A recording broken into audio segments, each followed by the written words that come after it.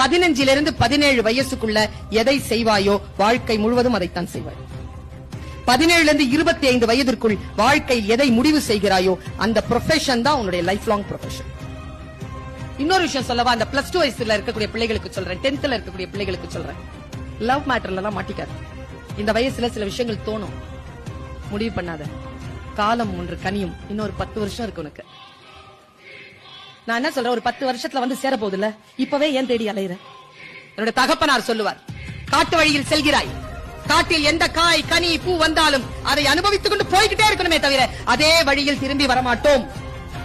இந்த வயது அப்படித்தான். You cannot step the river twice. வாழ்க்கை ஒரு முறை வருகின்ற வாய்ப்பு. முதல் வாய்ப்புல அடிச்சு தூக்கி போட்டுட்டு போயிட்டே இருக்கும்.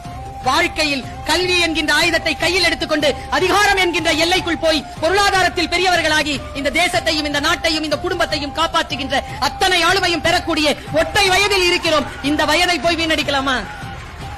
அதெல்லாம் செய்யறதுக்கு காலம் இருக்குது.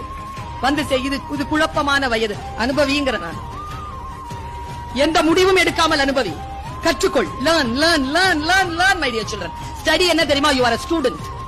ஸ்டூடெண்ட் என்ற சொல்லுக்கு என்ன அர்த்தம் தெரியுமா? Study less and less. ஒன்றை ஆழமாக படிப்பதற்கு பெயர் தான் படிப்பு. இந்த நேரத்தில் நீ அதை பயன்படுத்திக் கொள்ள வேண்டும் என்பதற்காக சொல்லுகிறேன். Download ShareChat.